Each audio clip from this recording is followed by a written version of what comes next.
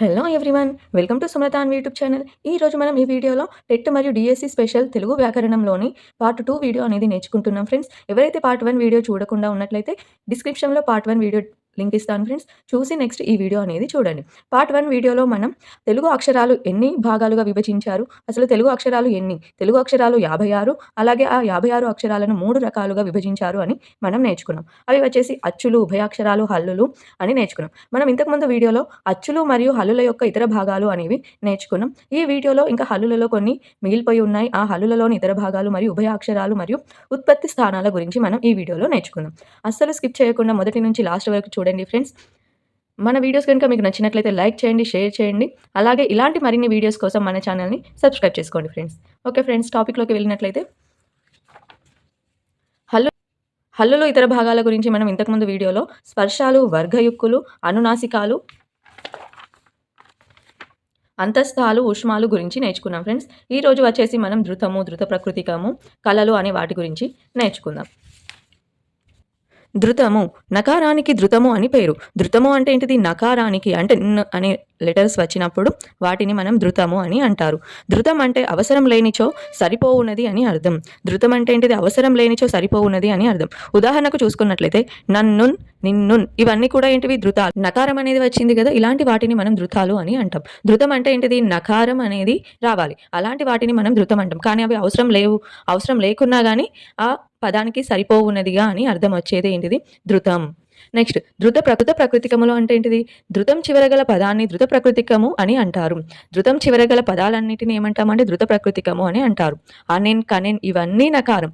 ధృతం చివర అంటే నకారం చివర కలిగినవి కావటం వలన ధృత ప్రకృతికములు అని అంటారు. నకారం చివర కలిగిన వాటివి కావడం వలన ఏమంటాము? వీటిని ధృత ప్రకృతికములు అంటారు. ధృతము అంటే నకారము అనేది ఉండాలి, అవసరం లేకున్నా కానీ ఆ పదానికి చేరినప్పుడు సరిపోవున్నది అని అర్థం అనేది వస్తుంది. నన్ను, నిన్ను, ఆనెన్, కనెన్ ఇవన్నీ ఏంటివి? నకారానికి సంబంధించినవి. ఇవన్నీ కూడా ధృతాలు, నకారానికి సంబంధించినవన్నీ ధృతాలు. అలాగే ధృత ప్రకృతికము అంటే ధృతం చివర గల పదాన్ని మనం ధృత ప్రకృతికం అని అంటారు. నెక్స్ట్ వచ్చేసి కళలు. ధృత ప్రకృతికములు కాని శబ్దములు కళలు అవుతావు. ధృత ప్రకృతికమ అంటే నన్ అవి అనుకున్నాం కదా, అవి కాని శబ్దములు అన్ని కూడా ఏమవుతాయి? కళలు అవుతాయి. ఈ కళలకు చివర నకారము అనేది ఉండదు. నకారం అనేది ఉన్నట్లయితే వాటిని ధృత ప్రకృతికములు అని అంటారు. నకారం అనేది లేకపోతే వాటిని ఏమంటాం మనం? కళలు అంటాం. ఉదాహరణకు చూసుకున్నట్లయితే రాముడు, రాములు, హయము, విష్ణువు మొదలగునవి ఇవన్నీ ఏంటివి? కళలు. అంటే నా సౌండ్ తప్ప సౌండ్ తప్ప మిగతా ఏ లెటర్ వచ్చిన లాస్ట్కు వాటిని కళలు అని అంటారు. ఎన్నో లెటర్ వచ్చినప్పుడు వాటిని ధృతము, ధృత ప్రకృతికములు అని అంటారు. నెక్స్ట్ ఫ్రెండ్స్, ఉభయాక్షరాలు అనేవి 3. అవి సున్నా, అరసున్నా, విసర్గ. సున్నా, అరసున్నా, విసర్గ అనేవి ఉభయాక్షరాలు. ఇవి 3 రకాలు. అసలు ఉభయాక్షరాలు అంటే ఏంటిది నేర్చుకుందాం. ఉభయం అంటే 2 అని అర్థం. ఉభయం అంటే 2 అని అర్థం. ఇవన్నీ అవసరాన్ని బట్టి అచ్చులుగాను హల్లులుగాను తీసుకోబడుతున్నందున ఇవి ఉభయాక్షరాలు అని పిలువబడుతున్నవి. ఉభయం అంటే 2. మరి వీటికి ఉభయాక్షరాలు అనేవి ఎందుకు పేరు వచ్చింది అంటే అవసరాన్ని బట్టి ఒక్కోసారి అచ్చుగాను మరొకసారి హల్లుగాను ఇవి తీసుకోబడుతున్నాయి కాబట్టి వీటికి ఉభయాక్షరాలు అనే పేరు వచ్చింది. ఇవి అచ్చుల ధర్మాలను హల్లుల ధర్మాలను కూడా కలిగి ఉంటాయి. ఈ ఉభయాక్షరాలు అనేవి రెండిటి ధర్మాలను కలిగి ఉంటాయి. అటు అచ్చుల ధర్మాలను, ఇటు హల్లుల ధర్మాలను కలిగి ఉంటాయి. ఉభయం అంటే 2, అచ్చులుగాను హల్లులుగాను తీసుకోబడుతున్నందున వీటిని ఉభయాక్షరాలు అన్నారు. ఉభయాక్షరాలు 3 రకాలు. అందులో ఫస్ట్ ఏంటిది? సున్నా అని నేర్చుకున్నాం. దీనిని పూర్ణ బిందువు, నిండు సున్నా, పూర్ణానుస్వారము అని పేర్లు ఉన్నాయి. సున్నాకి గల మరొక పేరు పూర్ణ బిందువు, నిండు సున్నా, పూర్ణానుస్వారము అని పేర్లు గలవు. ఇలాంటి క్వశ్చన్స్ అనేవి చాలా చాలా ఇంపార్టెంట్ ఫ్రెండ్స్. స్టేట్లో వచ్చే ఛాన్సెస్ చాలా ఉన్నాయి. పూర్ణ బిందువు, నిండు సున్నా అనేది మనకు గుర్తుండిపోతుంది, కానీ పూర్ణానుస్వారము అనే పేరు గుర్తుండదు. కాబట్టి ఇలాంటి పదాలు వచ్చినప్పుడు కొంచెం మంచిగా నోట్ చేసుకోండి. అనుస్వారము అనగా మరి ఒక అక్షరముతో చేరి ఉచ్చరింపబడుట. అనుస్వారము అంటే ఏంటిది? ఇంకొక అక్షరముతో చేరి ఉచ్చరింపబడేది ఏంటిది? అనుస్వారం. సున్నా అంటే పూర్ణ బిందువు, నిండు సున్నా, పూర్ణానుస్వారము అని పేర్లు కలవు. పంక్తికి మొదట పదానికి చివర సున్నను వ్రాయుట అనేది తప్పు. అంటే ఒక పదం మొదలవుతున్నప్పుడు మొదటగా సున్నాను రాయొద్దు, అలాగే పదం చివర కూడా సున్నాను రాయడం అనేది చాలా తప్పు. అదేవిధంగా సున్నా తర్వాత అనునాసికమును గాని ద్విత్వాక్షరమును గాని వ్రాయరాదు. సున్నాను రాసిన తర్వాత అనునాసికములు అంటే ఏంటివి? మనం ఇంతకుముందు వీడియోలో నేర్చుకున్నాం. అంటే ముక్కుతో ఉచ్చరింపబడేవి ఏంటివి? న్య, ఇన్య, అన, న, మ ఇవన్నీ ఏంటివి? అనునాసికములు. ఈ అనునాసికముల తరువాత మనం సున్నా అనేది ఉపయోగించరాదు. ఉపయోగించినట్లయితే అది తప్పు. నెక్స్ట్ వచ్చేసి ద్విత్వాక్షరాలు. ద్విత్వాక్షరాలు అంటే ఏంటిది? ఒక హల్లుకు మళ్ళీ అదే హల్లు ఒత్తుగా వచ్చినప్పుడు వాటిని ఏమంటాం మనం? ద్విత్వాక్షరము అంటాం. ఇప్పుడు క అనేది ఒక హల్లు. ఈ హల్లుకు మళ్ళీ కావత్తు ఉన్నప్పుడు అలాంటి అక్షరాలను మనం ఏమంటాం? ద్విత్వాక్షరం. ఫర్ ఎగ్జాంపుల్ మా, మళ్ళీ దానికి మా ఒత్తు వచ్చినప్పుడు ఇది ద్విత్వాక్షరం అవుతుంది. ఇలాంటి వాటి తర్వాత అనేది సున్నా అనేది రావద్దు. ఇవి 2 రకాలు. ఈ సున్నా అనేది మళ్ళీ 2 రకాలు. సిద్ధానుస్వారము అలాగే సాధ్యానుసారము. సిద్ధానుసార్యము మరియు సాధ్యానుసారము అంటే ఏంటిదో నేర్చుకుందాం. శబ్దముతో సహజముగా ఉన్న అనుస్వారమును సిద్ధానుస్వారము అంటారు. అంటే చూడండి, ఉదాహరణకు అంగము, రంగు ఇవన్నీ కూడా ఏంటివి? మనం సున్నాను దాని మధ్యలో ఉపయోగించాము. శబ్దముతో పాటు సహజముగా వాటిని మనం పలుకుతున్నాం. అంగము, రంగు అని సహజంగా మనం పలుకుతున్నాం. సాధ్యానుస్వారము అంటే వ్యాకరణ నియమముచే సాధించబడిన అనుస్వారము. అంటే గ్రామర్లలో వచ్చే సున్నాని మనము సాధ్యానుస్వారము అని అంటాము. పూచెను ప్లస్ కలువలు ఈక్వల్ టు పూచెన్ గలువలు. పూచెన్ గలువలు. చూడండి, ఇక్కడ ఇవి 2 కలిసినప్పుడు మనకి ఇక్కడ సున్నా అనేది ఏర్పడింది. ఈ విధమైన వాటిని సాధ్యానుస్వారములు అని అంటారు. నెక్స్ట్ ఫ్రెండ్స్, సున్నా తర్వాత అరసున్నా. అరసున్నాను దీనిని అర్ధబిందువు, అర్ధానుస్వారము, ఖండన బిందువు అని పేర్లు కలవు. సున్నాకు ఏమో పూర్ణానుస్వారము, పూర్ణం అంటే మొత్తం కదా. అరసున్నాకి అర్ధానుస్వారము, అర్ధ అంటే సగం భాగం, ఖండన బిందువు అని పేర్లు ఉన్నాయి. ప్రస్తుతం ఇది తెలుగు వ్యవహారిక భాషలో వాడుక లేదు.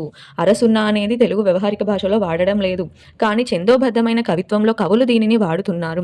కవిత్వం రాసేవాళ్ళు ఛందస్సు ఉంటుంది కదా, కవులు పద్యాలను ఎప్పుడు కూడా ఛందస్సు ఆధారంగానే రాస్తారు.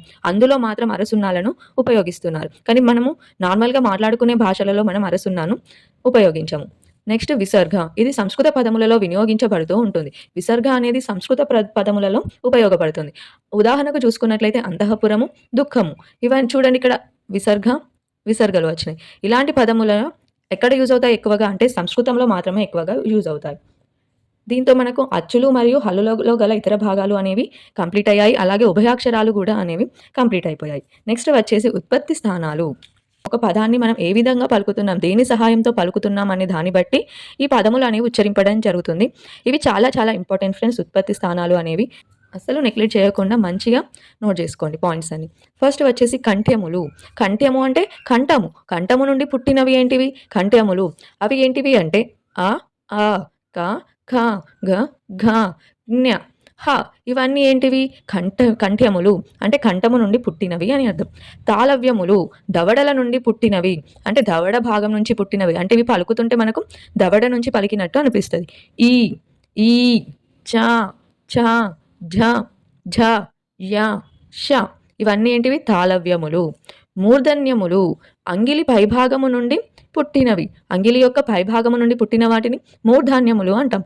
రు, రు, ట, ఠ, ఢ, ఢ, అన, ష, రా, రా.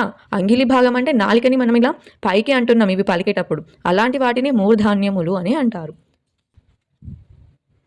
నెక్స్ట్ దంత్యములు అంటే దంతముల నుండి పుట్టిన శబ్దాలను మనం దంత్యములు అని అంటాము.